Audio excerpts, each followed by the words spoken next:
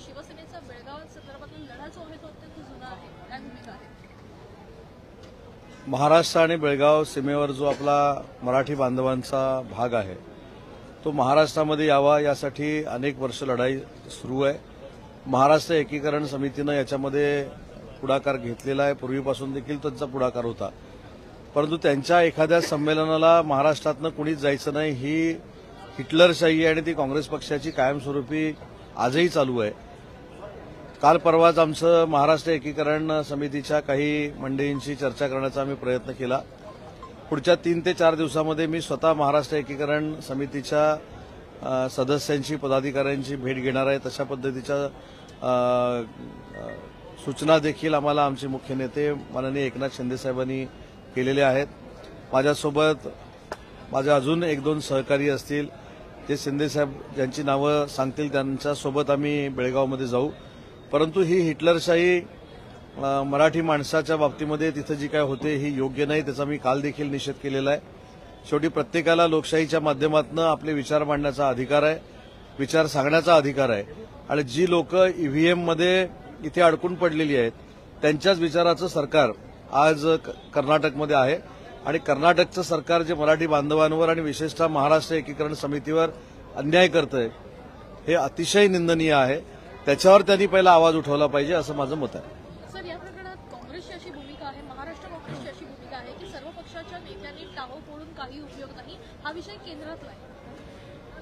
नाही, केंद्रातला जरी असला तरी केंद्र सरकारनं किंवा सन्माननीय सुप्रीम कोर्टानं महाराष्ट्रातल्या मराठी नेत्यांना यायला बंदी घाला असं कुठेही लिहिलेलं नाही। त्याच्यामुळं कर्नाटकच्या सरकारनं केलेलं हे कृत्य आहे आणि शेवटी भारतामध्ये कोणालाही जाण्याला येण्याला ही घटनेनं परवानगी दिलेली आहे, संविधानानं परवानगी दिलेली आहे आणि जी लोक लोकसभेमध्ये सांगत होते की संविधान बदलण्याचा प्रयत्न महायुतीचं सरकार आल्यानंतर करेल, यांचं वागणंच संविधानाच्या विरोधातलं आहे आणि म्हणून मला सांगायचं की केंद्र शासनानं कुठेही असं बंधन घातलेलं नाही महाराष्ट्रातल्या मराठी नेत्यांना बेळगावमध्ये जाऊ नये म्हणून, हे तिथल्या राज्य सरकारनं केलेलं कृत्य आहे। तुम्हाला वाटतं की केंद्रशासित प्रदेश हा बेळगाव व्हावा? याच्यामध्ये महाराष्ट्राच्या जनतेची आणि सीमा भागातल्या जनतेची प्रकर्षानं मागणी अशी आहे गेली कित्येक वर्षापासून की तो भाग महाराष्ट्रामध्ये आला पाहिजे आणि याच्या बाबतीतलं एक पिटिशन सुप्रीम कोर्टामध्ये चालू आहे। त्या सुप्रीम कोर्टामधल्या पिटिशनमध्ये देखील आम्ही मराठी बांधवांच्या बाजूनं सरकार म्हणून आहोत हे अनेक वेळा आम्ही सांगितलेलं आहे आणि म्हणून मला असं वाटतं की या संपूर्ण परिसरामध्ये काँग्रेसच्या तिथल्या सरकारनं जे पुन्हा एकदा अन्याय करण्याचं ठरवलेलं आहे त्या अन्यायाचा आम्ही जाहीरपणानं निषेध करतो। महाविकास आघाडी जरी एकत्र असली तरी ठाकरे गटाचा बेळगाव संदर्भातला एक वेगळा विचार आहे आणि काँग्रेसचा वेगळा विचार असलेला बघायला मिळत आहे। नाही, महाविकास आघाडीचे विचारच वेगवेगळे आहेत। आज विधानसभेच्या अध्यक्षांची निवड झाली, त्याच्यामध्ये उभाटानं बहिष्कार टाकला, परंतु त्यांच्याबरोबरचे जे 2 पक्ष होते काँग्रेस आणि राष्ट्रवादी काँग्रेस पार्टी शरदचंद्रजी पवार या दोन्ही पक्षाच्या नेत्यांनी तिथं अभिनंदनाची भाषणं केली आणि याच्यातलं सगळ्यात आज उल्लेखनीय जे भाषण होतं ते म्हणजे जयंत पाटील साहेबांचं होतं। जयंत पाटील साहेबांनी अनेक गोष्टीचा खुलासा हा सभागृहामध्ये केलेला आहे, त्याच्यामुळे काही लोकांनी स्वतःचं आत्मचिंतन आत्मपरीक्षण केलं पाहिजे।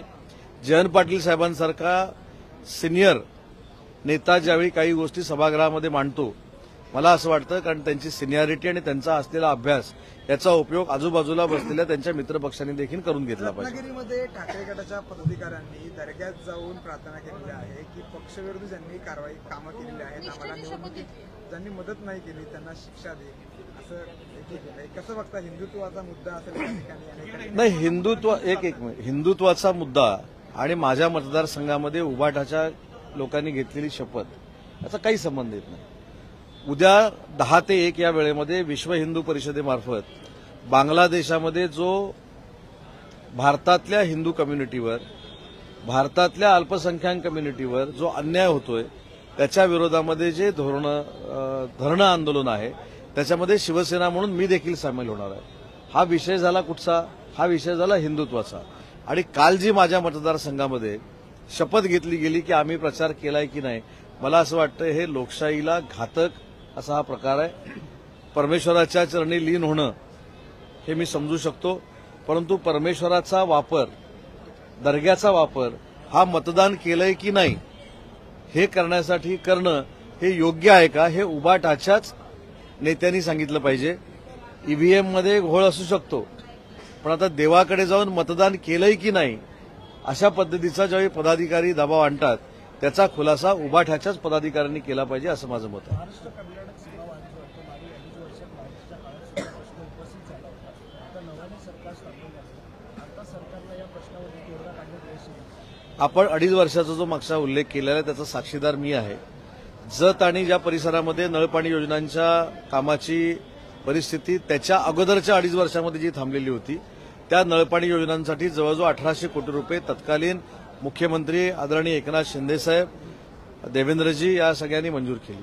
तिथे कॅनॉलची जी कामं होती ती देखील सीमा भागातल्या लोकांची आपण पूर्ण केली. सीमा भागामध्ये ज्या मराठी संस्था आहेत त्यांना जे अनुदान मागच्या 2.5 वर्षामध्ये म्हणजे त्याच्या मागच्या 2.5 वर्षामध्ये बंद झालं होतं ते देखील सुरू करण्याचं काम एकनाथ शिंदेसाहेबांच्या नेतृत्वाखाली मागच्या सरकारमध्ये झालं. त्याच्यामुळे मागच्या 2.5 वर्षामध्ये आमच्या सरकारनं आम्ही मराठी भाषिकांसोबत आणि सीमा भागातल्या लोकांबरोबर आहोत हे पुराव्यानिशी आम्ही सिद्ध केलेलं आहे. याआधी देखील बेळगावमध्ये जेव्हा शिवसेनेची भूमिका आक्रमक होती त्या ठिकाणी दिवाकर रावते असतील, एकनाथ शिंदे असतील, अनेकांना जेलमध्ये देखील जावं लागलं होतं. आता तुम्ही म्हणताय की तुम्ही आणि अनेक नेते देखील त्या ठिकाणी जाणार आहात. आक्रमक भूमिका तिकडेही असू शकते, कसं समजतं? आक्रमकता असू शकते, विचारांची असेल किंवा कशी असेल हा भाग निराळा आहे, परंतु एखाद्या सरकारनं घटनेमध्ये लिहिलेल्या अधिकाराप्रमाणे बोलायलाच द्यायचं नाही, यायलाच द्यायचं नाही, ही कर्नाटक सरकारची हिटलरशाही आहे आणि या हिटलरशाहीचा आम्ही सगळे मिळून जाहीरपणानं निषेध करतो.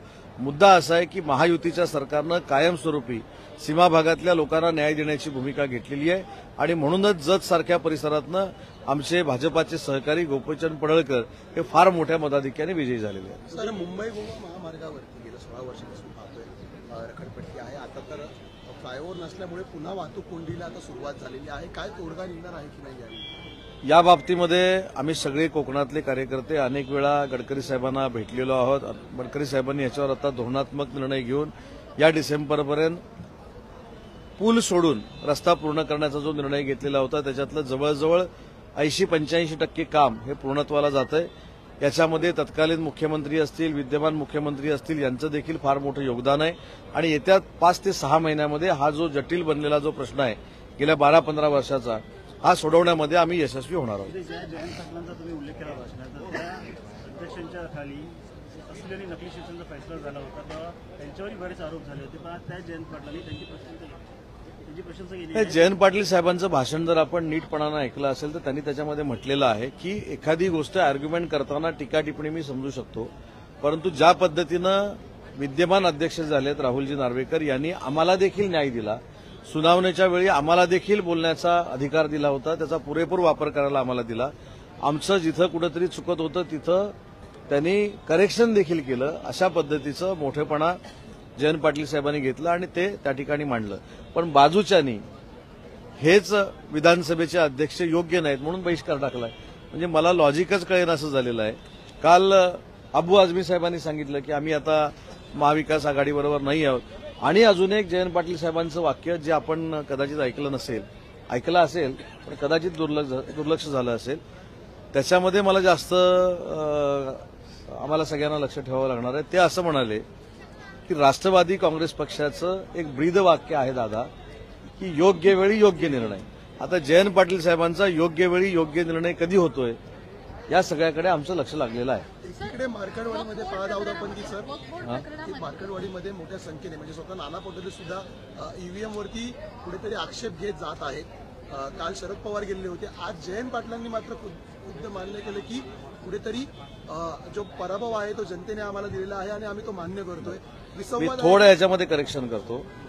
जयंत पाटील साहेब सभागृहामध्ये असं बोलले की महाराष्ट्रातल्या ज्या सगळ्या गोष्टी आम्हाला असं वाटत होत्या की आम्ही प्रचारामध्ये मांडल्या पाहिजेत त्यांनी त्याचा उल्लेख केला 1, 2, 3, 4 आणि 5वा देखील उल्लेख असा केला की संविधानावर मी जास्त बोललो नाही. हे पण बघा रेकॉर्डवर. पण त्यांनी 4-5 मुद्दे काढले आणि 4-5 मुद्दे आम्ही विरोधकांनी मांडून देखील जनतेनं तुम्हाला मॅन्डेट दिला हा त्याच्यातला मतितार्थ होता. म्हणजे राष्ट्रवादी काँग्रेस पार्टी शरदचंद्रजी पवार या पक्षाचे प्रदेशाध्यक्ष स्वतः असं सांगतायत की जे मॅन्डेट दिलेलं आहे जनतेनं तुम्हाला दिलेलं आहे त्याच्यामुळं तुम्ही विधानसभेचे अध्यक्ष बसवलेले आहात आणि ते विधानसभेचे अध्यक्ष कोणावरही अन्याय करणार नाहीत हे आम्हाला मान्य आहे. त्याच्यामुळे त्यांनी हे दाखवून दिलं की ईव्हीएमचा मुद्दा ज्यांनी कोणी काढलेला आहे हा अतिशय बालिशपणाचा आहे आणि तो भविष्यामध्ये चालणार नाही याचे सूतोवाच स्वतः जयंत पाटील साहेबांनी या सभागृहामध्ये केलेले आहे. राज ठाकरे यांनी नरेंद्र मोदी यांचं कौतुक केलेलं आहे. त्यांनी असं देखील म्हटलेलं आहे की नरेंद्र मोदी आणि 370 सारखे अनेक महत्वाचे निर्णय घेतले, पण ऑक्सफोर्ड गेली अनेक वर्ष ज्या पद्धतीनं मनमानी कारभार बसून लोकांवर दहशत उभारण्याचा प्रयत्न करत आहे त्याला चाप बसणार की नाही असा सवाल त्यांनी विचारला आहे. राजसाहेबांनी जे मुद्दे वक्फ बोर्डाच्या बाबतीमध्ये मांडलेले आहेत त्याचा देखील विचार, योग्य तो विचार केंद्र सरकार करेल, महाराष्ट्र सरकार देखील करेल. परंतु 370 कलम हा जो ऐतिहासिक निर्णय घेतला गेला तो माननीय नरेंद्र मोदी साहेबांची कमिटमेंट होती, अमित शहा साहेबांची कमिटमेंट होती आणि त्याच्यामुळे महाराष्ट्रातच नाही की देशभरामध्ये असा निर्णय घेतलेला आहे की आपल्या देशाकडे आता कोणीही डोळे वटारून बघू शकत नाही आणि कोणीही वाकड्या नजरेनं बघू शकत नाही. सर, हिंदुत्व हा रोग आहे अशी टीका मेहबूबा मुफ्तींची कन्या इल्तिजा मुफ्तींनी केलेली आहे. हिंदुत्वावर टीका केली आहे. नाही, याचं उत्तर मी देण्यापेक्षा उबाटाच्या नेत्यांनी दिलं पाहिजे. आपण सगळी भाषणं जर काढून बघितली तर काश्मीरमध्ये काय झालं, कशामुळे झालं, कोण काय करतं ही अनेक भाषणं पूर्वी 2 वर्षापूर्वी आपण सगळ्यांनी बघितलेली आहेत. आता त्या जर अशा पद्धतीनं हिंदुत्वावर बोलल्या असतील तर हिंदुत्वावर बोलणाऱ्या महाविकास आघाडीच्या एका घटक पक्षामुळं खरे हिंदुत्ववादी उबाठावाले आता महाविकास आघाडी सोडणार का हा खरा प्रश्न आहे. तर राज्यातील लाचखोरीचं प्रमाण आहे ते 16% कमी झाल्याची बातमी समोर येते. लाचखोरीचं प्रमाण 16% कमी झालेलं आहे. पारदर्शकता वाढली त्यामुळे की लाचखोरांना आता पाठीशी घातली जाते या 2.5 वर्षात. यावर्षी वर्षभरात. एक तुमच्या लक्षात आलं असेल की लाचखोरगिरी कमी झाली याचा अर्थ पूर्वी लाचखोरगिरी होती आणि ती लाचखोरगिरी कोणाच्या काळामध्ये होती हे देखील सिद्ध झालं आणि आमच्या काळामध्ये ती कमी झाली. त्याच्यामुळं याच्यापेक्षा पुढे जाऊन जास्तीत जास्त जनतेला न्याय देण्याची भूमिका माननीय देवेंद्रजी फडणवीस साहेबांच्या नेतृत्वाखाली, एकनाथ शिंदे साहेबांच्या नेतृत्वाखाली आणि अजितदादांच्या नेतृत्वाखाली महायुतीचं सरकार नक्की घेईल हा आशावाद या ठिकाणी मी व्यक्त करतो. ठीक आहे.